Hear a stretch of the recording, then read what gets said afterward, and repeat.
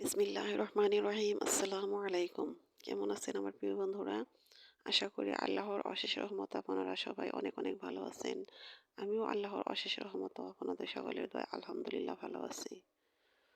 তো কাছে দূরে দেশ বিদেশে যে যেখান থেকে আমার এই ভিডিওটা দেখতেছেন, আমার এই ভিডিওটার সাথে যুক্ত আছেন, তাদের সবার প্রতি রইল আমার আন্তরিক ভালোবাসা ও শুভকামনা।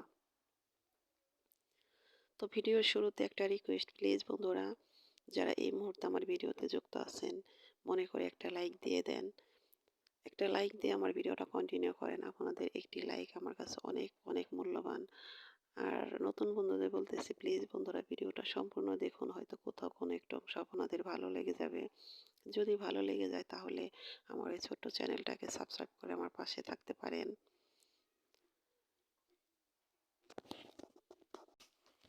আর যে বন্ধুরা এই কাজটি করে দিয়েছেন, তো তাদেরকে জানাই অসংখ্য অসংখ্য ধন্যবাদ।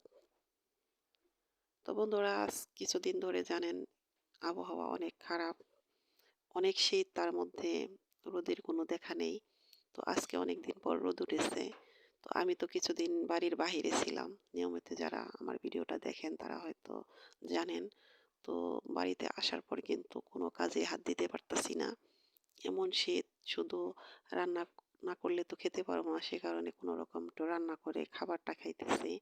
আর চুপচাপ একদম শুধু সব জামাকাপড় পরে একদম মেমসাহেব হয়ে বসে থাকি। কারণ কাজ করার মতো ওইরকম সাহস পাইতেছি না, এত শীত। আমি কিন্তু শীতে অতটা কাঁপবো না, কিন্তু এবার একদম কাবু হয়ে গেছি। তো যাই হোক, আজকে রোদ দেখে মনটাও ভালো লাগতেছে, কাজ করতে মন চাইতেছে। তো কাজ না থাকলেও তো ভালো লাগে না। কিছু কাজ যদি জমে থাকে চোখের সামনে, সেটাও ভালো লাগে না। কাজ সামনে থাকবে, সেটাকে ঝটপট করে ফেলবো, তাহলেই না মনটাও ভালো লাগে, সবকিছুই ভালো লাগে।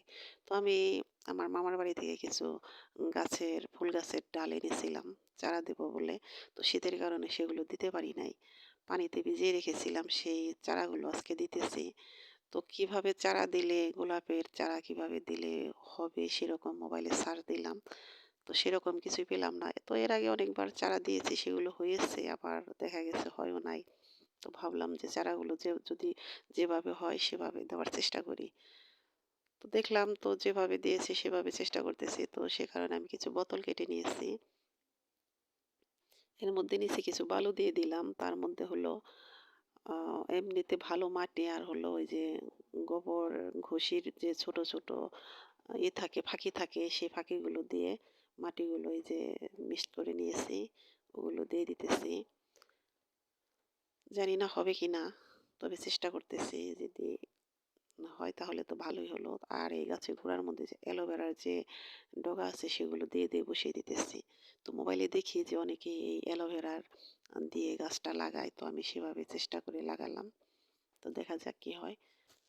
তো বন্ধুরা, আমি অনেক গাছ পাগল, গাছ প্রেমিক মানুষ।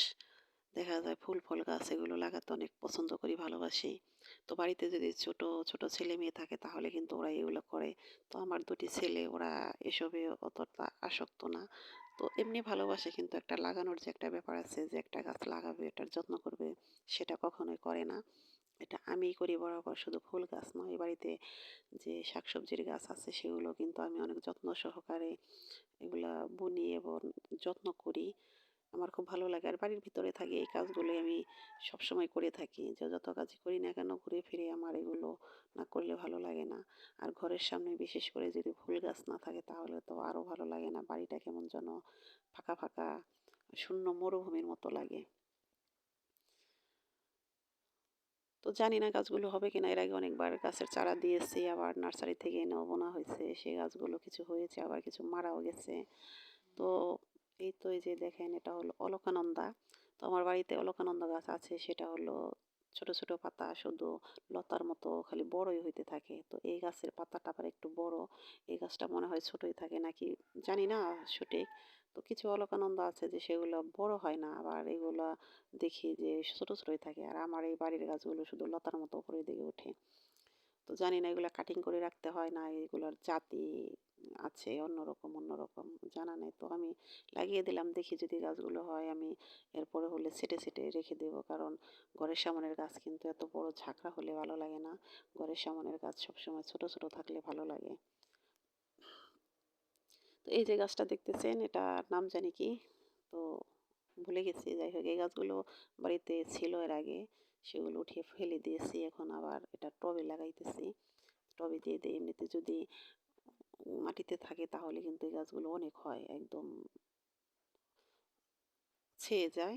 তো এই গাছগুলো ১ টা ২ টা থাকলেই টবের মধ্যে দেখতে বেশি সুন্দর লাগে। সে কারণে টবে লাগিয়ে দিলাম। তো কিছুদিন বাড়িতে ছিলাম না, বাড়ির বাহিরে ছিলাম। সে কারণে কিন্তু আমার ফুল গাছগুলো অনেক এলোমেলো হয়ে গেছে। তো এর আগে ছিল সাদা চন্দ্রমল্লিকা, সে ফুলগুলো এমনিতে নষ্ট হয়ে গেছে। আর এমনি যে গাছগুলো আছে সে গাছগুলো একদম কেমন যেন হয়ে গেছে। আর উম গাঁদা ফুল ছিল, সেই গাঁদা ফুলগুলো কিছু কইরা গাঁদা বলে সেগুলো হয়েছে। সেই গাছগুলো আমি এই যে কেটে ফেলেছি। কেটে ফেললাম। কারণ কইরা গাঁদা এগুলা দেখতে ভালো লাগে না। ভোলা গাঁদা হলে সেগুলা ভালো লাগে। তো ভোলা গাঁদাও আছে কিছু কিন্তু ঐরকম ভাবে হয় নাই। অনেক সুন্দর ভোলা গাঁদা হয় কিন্তু এবার হইল না। আর এই যে রেইন লিলি গাছ, এই গাছগুলো কিন্তু একদম শুধু বর্ষার সিজনে ঝাঁকে, ঝাঁকে কিছু ফুল আসে। তারপরে সারা বছর আর ফুল আসে না। তারপরেও আমি এটা লাইন করে লাগিয়ে দিয়েছি। যেহেতু এটা কিন্তু দেখতে অনেক সুন্দর লাগে। চিরল, চিরল পাতা। তো এই তো আমার গাছগুলো কাটিং করা প্রায় শেষ। তো এদিকে চলে এসেছে যে এক কাকি। তো হিন্দু আমাদের শ্বশুরবাড়ির পাশে হিন্দু বাড়ি আছে। কাকি এসেছে ফুল নেওয়ার জন্য যে, "বৌমা ফুলের জন্য পূজা করা বাদ দিতে চাইছিলাম। কিছু ফুল দিবা?" আমি কই, "আপনি নিয়ে যান।" তো গাছগুলো কেটে ফেলেছি। ওখানেও কিছু ফুল ছিল সেগুলো নিয়ে গেল। কারণ ফুল তো আমরা বুনি কিন্তু ওদেরই তো বেশি কাজে লাগে, তাই না? হিন্দুরা ফুল দিয়ে পূজা করে। তো কিছু ফুল দিলাম, কিছু ফুলের চারাও দিয়ে দিলাম, নিয়ে গেল। আমি কই, "এগুলো নিয়ে বুনিয়ে দেন গা, এগুলো হবে।" তো আজকে অনেক ভালো লাগতেছে। ফুল গাছ বাগানটা অনেক সুন্দর করেছি। একদম পরিষ্কার করে একদম ক্লিন করেছি। দেখতে অনেক ভালো লাগতেছে। তো বন্ধুরা আমার ক্যামেরাম্যানের অনেক অভাব। আমার ছেলেটা খেলা নিয়ে ব্যস্ত। ওকে জোর করে ধরিয়ে একটু ভিডিও করেছি। আজকের ভিডিওটা তেমন একটা ভালো হয়নি। ক্যামেরাম্যানের মনটা ক্যামেরায় ছিল না, খেলা নিয়ে ব্যস্ত। তো যাই হোক, জানি না কোন, কোন বন্ধুরা এই মুহূর্তে আমার সাথে আছেন, এ পর্যন্ত চলে এসেছেন। তো বন্ধুরা ভিডিওটা দেখতে, দেখতে যদি লাইক দিতে ভুলে যান, প্লিজ মনে করে একটা লাইক দিয়ে দেন। আর নতুন বন্ধুদের বলতেছি প্লিজ বন্ধুরা যদি আমার এই ছোট চ্যানেলটাকে সাবস্ক্রাইব করে দিয়ে থাকেন তাহলে অসংখ্য, অসংখ্য ধন্যবাদ।